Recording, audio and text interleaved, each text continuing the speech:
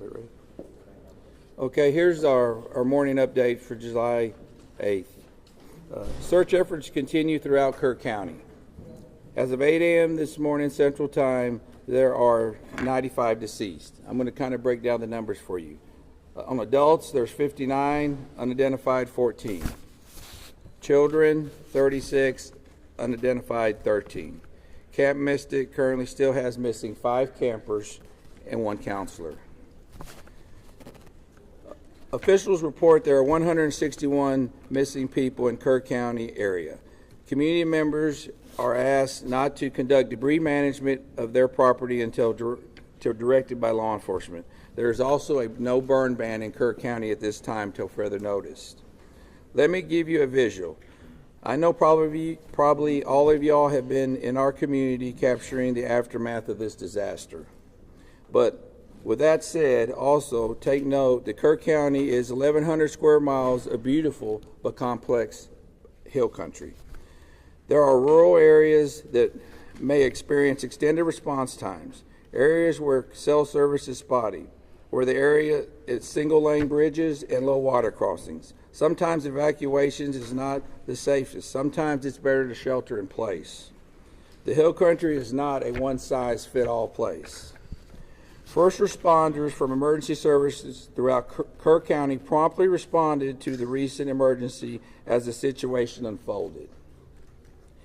As with other significant events that are emergencies services encounter, this incident will be reviewed. You have my word. When or if necessary, if improvements need to be made, improvements will be made. What I'd like to do right now is kind of give you a breakdown. You know, I believe the latest report I had, we have 2,100 people out here at some capacity on this incident. Okay, as far as Kerr County Sheriff's Office right now, what our office is currently doing, it's an all hands on deck. Everybody we got are out here, but also we have an additional 2,000 plus people helping us. But as far as our patrol division, you know, right now they're involved in answering calls. Y'all have to remember, we still got day-to-day calls we have to handle. But they're also involved in different kinds of rescue and recovery efforts. My CID division, Criminal Investigation Division, is assisting with operations at the funeral home. They're also assisting with the identification process. My SOD division, Special Operations Division, is searching through heavy debris with heavy equipment. They're distributing assets with the Texas Game Wardens. They are also involved in recovery operations. Also, they're working with DPS special agents on all recovery processes and with the volunteer fire departments. Our communications is overseeing the communication operation liaison with DPS also. Our emergency management, Dub Thomas, is in the EOC Center. Also with my chief, they're both in the EOC Center. At this time, I brought a couple of the guys. I was going to let Captain Jason Waldrop say a few words. Jason has been in the field, hands on deck this whole time. I hadn't been able to get out of here a lot. There's a lot to manage here. He's actually witnessed several things. He's kind of going to give you a few ideas and updates on what's going on in the field, where he's been and what he's been seeing. And then we'll turn it over to Sergeant Jack Lamb. Captain Jason Waldrop. Nope. Go ahead. So the sheriff just wanted me to kind of give you all an update on some of the things that we as the sheriff department have been do. One particular thing that we have done in order to help assist in locating the missing is we have coordinated a team with a local construction company, the Texas Department of Public Safety, some fire departments from within Kerr County, a fire department from Acuña, Mexico, and we are looking and searching the deeply impacted flood debris along the river. So these areas are where a lot of this debris is bottlenecked. So it's a lot of large trees, it's a lot of the vehicles, it's a lot of home structures have built up in these areas. So we are using very heavy equipment, excavators, skid loaders, to remove this material and do a deep impact search of where this is. So what we ask is, for those who are out there working, the local residents, the families of the missing, even some of the search teams, if you see these very large excavators working, please avoid these areas. We are trying to control these work sites. We have spotters on the ground, so as this material is being removed, we are looking for anything of a sign of a person that may be within this material. These operators have very limited vision with these large excavators, so please avoid these areas that they're working. We're still spotting areas up and down the river where we can take apart these materials and hopefully locate some more of the missing. So that's one main thing that we've been doing along the river to help this process. Thank you. Morning. Jonathan Lamb, Kerrville Police Department. We want to remind folks that if you've reported a loved one missing and they've returned home safely or been found safely, it's vitally important that you let us know that that person is no longer among the missing. We need to keep an accurate count, as accurate as possible. So if you've reported somebody missing and they've been recovered safely, please let us know. Go to the website kerrvillemissing.dps.texas.gov or call 830-258-1111. And once again, kerrvillemissing.dps.texas.gov, 830-258-1111. We are actively working to ensure that we have an accurate count so that we know who to look for. And now I want to talk to the people here in this community, inside the city limits of Kerrville, people in Kerr County. A few things. We know that folks are beginning to clean up. And we have large debris piles. And we ask them not to use heavy equipment to take down those debris piles until they've been checked by a search party, because it's possible there are victims in that debris pile. And we don't want to disturb that. Please give us a call, our non-emergency numbers at the police department and the sheriff's department, and let us know that you've got a debris pile that needs to be checked before you begin that level of cleanup. Sheriff Letha mentioned the burn ban. That's countywide. We need people to respect that. Do not burn during this time. And we continue to ask people to steer clear of the area and let our first responders work. Again, this operation is ongoing and continuous. Our first responders are trying to get to places to do their jobs. And people come in here from outside the community and people within the community who want to go sightsee and look at the river and see the flood damage. It's making our job very hard. We ask folks to give us room to work. I want to talk a little bit about the events that happened on the morning of July 4th, what the Kerrville Police Department and other first responders were doing in those early morning hours. And I want to start outside of Kerrville, out in Hunt.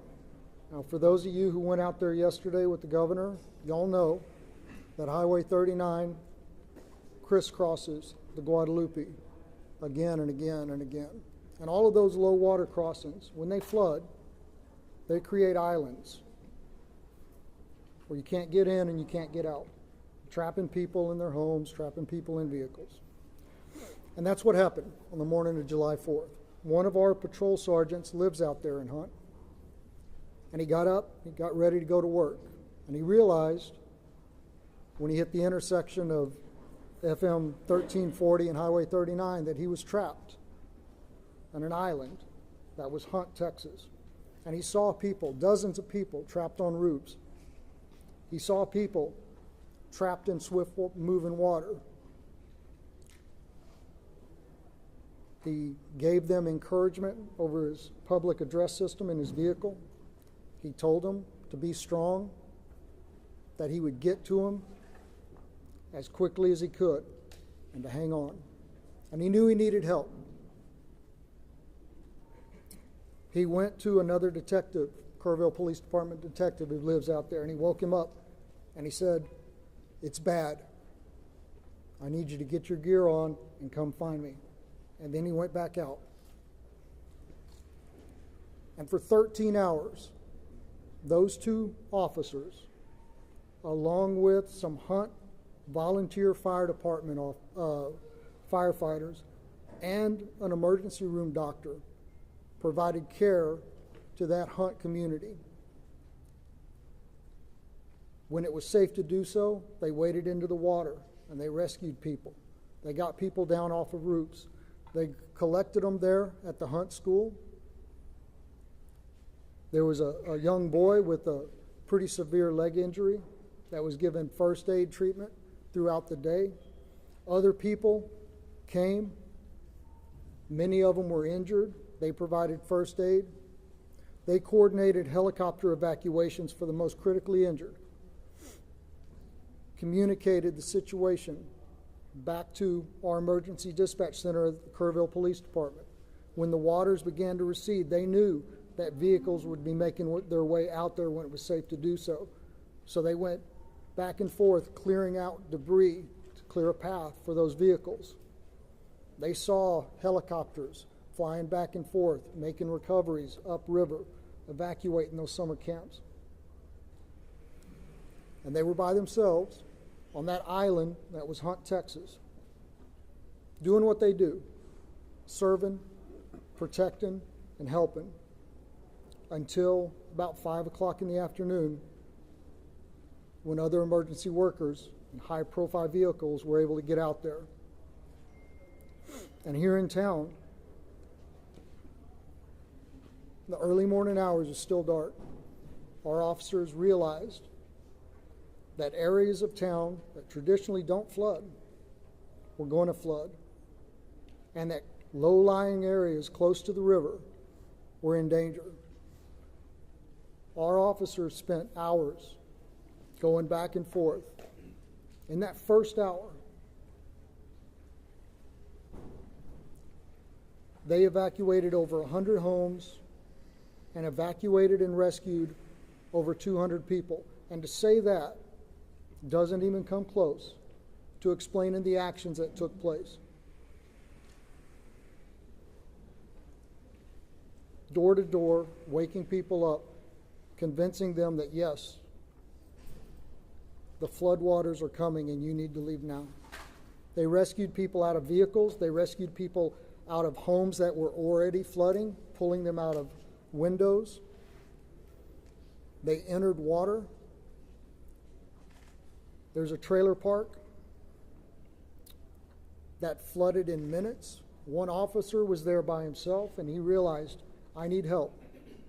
He sounded his siren, driving up and down those streets that were beginning to flood, calling on his PA system for folks to wake up and evacuate. And then 2 other officers joined him through first thigh deep, then waist deep, then chest deep water, as they went from RVs and trailers and rescued people, carrying them to safety through the water. Out on old FM 689, there were 2 people trapped in the water, clinging to a tree. 2 officers were there when a third one drove up, and one of them was wrapping a 100-foot flex line garden hose around his waist to go into the water and rescue those people.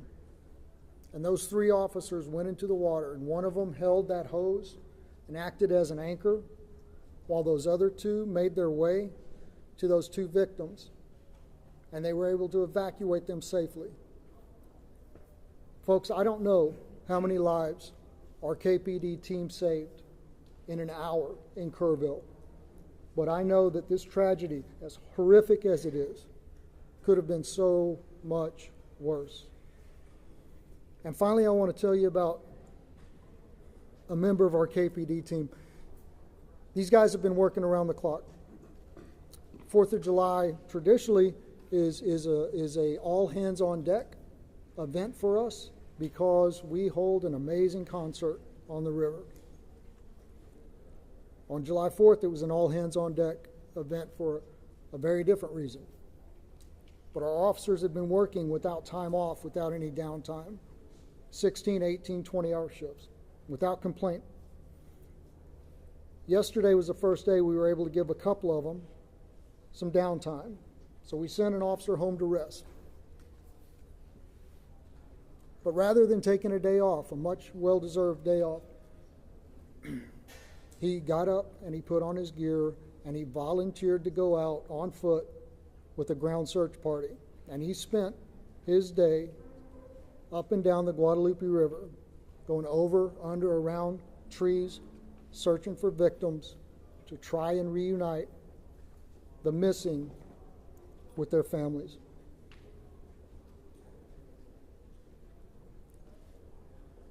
I think that is Texans helping Texans in the greatest sense of the word. That's what community is. And that's what's important right now. I want to continue to thank y'all for helping us spread the messages that need to be spread. Before I open this up for a very few questions, just ask you to please,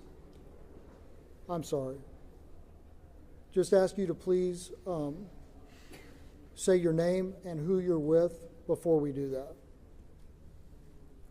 Yes, sir, right here. Oh, I'm sorry. The mayor is supposed to speak now. I apologize. Mr. Mayor, I'm sorry. Good morning, everyone. As Jonathan Lamb has said, this is a story of tragedy, but it's also a story of heroes. Captain Walter, thank you for all you've done. Every first responder, thank you for all you have done. The recent numbers reported break my heart. And they break the heart of everyone up here, everyone who's been working since July the 4th. I want you to know, I think it's important for the public to know, I think it's important for the families to know. In that emergency operations center, there's not little silos of departments and agencies. They're working as one team with one goal: to find the missing and bring them home. I'm grateful for every first responder, every helper in every field. Those who are feeding the hungry, those who are providing shelter to people who have no home, those who are providing clothing, who no longer have a wardrobe. I'm also grateful for the generosity of the world. Two companies that are hometown companies that started in Kerrville, Texas, announced today and yesterday that they will be donating to the relief effort. Everyone in Kerrville is proud of HEB and James Avery Artisan Jewelry. Had a different name for so long, I'm sorry. Those two companies started here. Their heart is here. We are committed to helping others. After you all go home or go to the next story, we will still be here. We live here.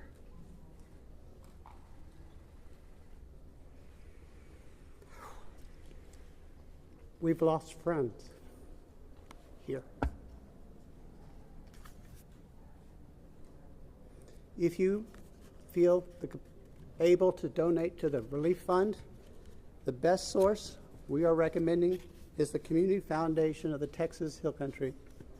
That's the community their website is communityfoundation.net. There's a link at the top of that page to help you donate. Now listen, I'm married to a retired first grade teacher. And I learned a little bit about classroom management from her. If you yell questions at us, we're probably going to pick someone else to answer, okay? So if you feel the need to yell your questions, I will feel the need to not answer your question. In first grade, they raised their hands. That might be a good start. Yesterday was a disaster, and I was embarrassed. Our town was embarrassed. Your viewers were embarrassed. And I don't want that to happen again. Now, I'm going to do something I've been told to do.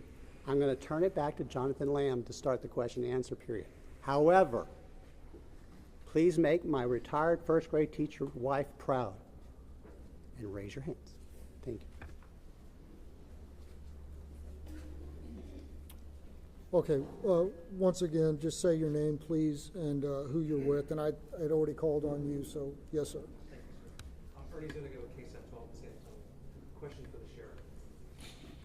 The code red alert system has come under a lot of scrutiny in recent days, and now there's reports of a timeline on Friday morning where an Ingram volunteer fire department commander asked the Kerr County Sheriff dispatcher for the code red to be issued. The dispatcher says, I can't, I have to get a supervisor's approval for that.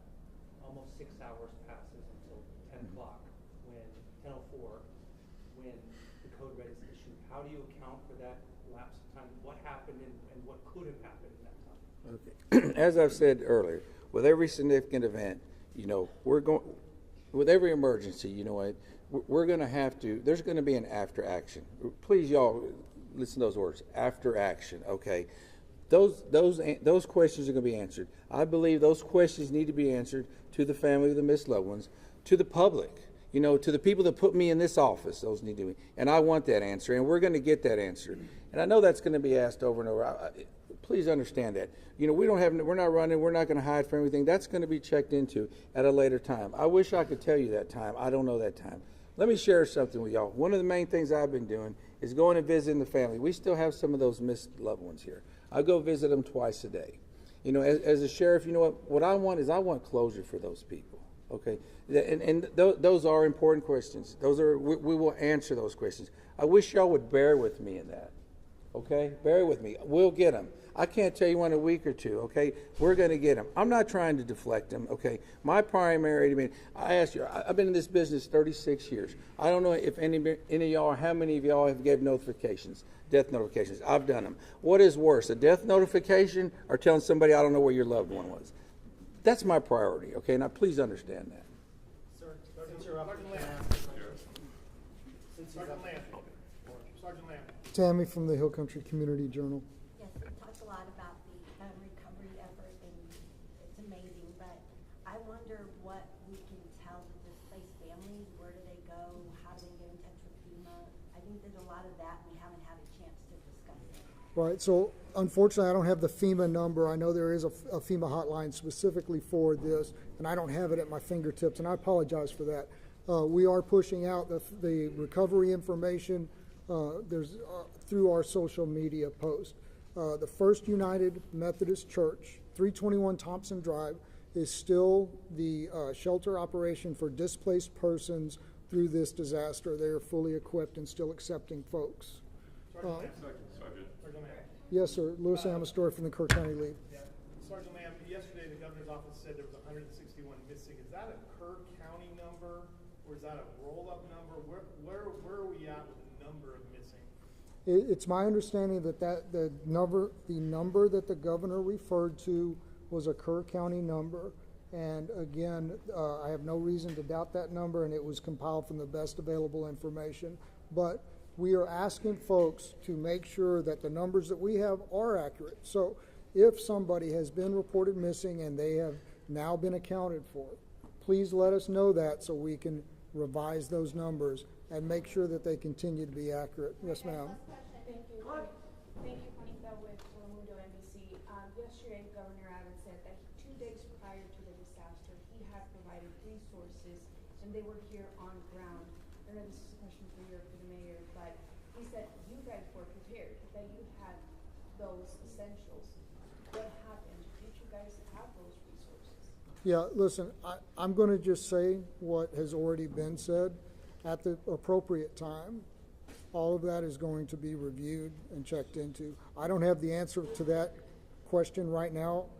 I don't have that information. And rather than speculate, it would be irresponsible for me to do that. Mayor, So, could you speak on that? Repeat the question, please. Yesterday, Governor Greg Abbott said 2 days prior to the disaster, he had provided the town with more than enough resources to respond to the disaster. Were those resources here? Locals tell us they didn't see any resources. They didn't see anyone until hours Thank you. What resources did you guys have, and why wasn't there any response? Okay. I didn't see the governor's remarks. I haven't seen the governor's remarks. Last night we had a city council meeting, and I was required to be there. And so I'm sorry, I don't know what resources TDM had in place at that time. I know when I arrived at the Emergency Operations Center on the morning of July 4th, there were TDM personnel there. But what assets they were able to use that morning, I'm sorry, I do not know. Mr. Mayor, Mr. Mayor. Listen, people are yelling, and I didn't really But want y'all to. if you offer only 3 questions, then you're going to have people Guess yelling. what? You're in Kerrville, and we're going to do it my way. I understand that. Morgan Chesky, please. Mr. Mayor, records show that the concept of flood warnings have been discussed at least 24 times by the county. What's the biggest reason that these systems have not gone into place at this point? You know, Morgan, you and I grew up here. And I wasn't in office during those discussions. And frankly, I'm more focused on the future than the past, as you know. What I can say is the governor, the lieutenant governor, the Speaker of the Texas House have all provided us support, and they have all said this is a priority for the upcoming special legislative session. As mayor of Kerrville, as someone who grew up here, I am grateful for their support, and I look forward to what they propose during the special session. My last question will be you. Thank you, sir. Shimon Prokomis from CNN. The Lieutenant Governor said that on July 3rd that the county judges and city mayors were invited on a daily call Thursday to discuss weather forecasts. Were you on that call? Were you invited to that call? Do you know if the county judge was also on that? I can't speak for the county judge. That would be hearsay. And I'm not going to contradict the information you have. But I will tell you, personally, I did not receive a telephone call. You weren't invited to the call? I did not receive a telephone call. And you were never given any information about what assets were brought into the area? So I wasn't invited to the call. I'm not trying to deflect, but I understand. don't. Do you know why that would happen? Or? Maybe I'm not a local mayor. I can't tell. All right. Thank you, guys. From Mexico, All right, folks, I appreciate that, and I appreciate the decorum that was shown this morning. So, as y'all are aware, gentlemen, just do me a favor. I'm not quite finished yet. All right. So, as y'all are aware, there's not going to be a 1500 presser. What we are going to do is send out an update, any updates through the email list. And once again, if you haven't gotten on our email list, that's going to be JIC, J-I-C, at kerrvilletx.gov. I'll give it to you again, JIC at kerrvilletx.gov. Thank y'all. Sergeant, what time did your fellow officer come up with that?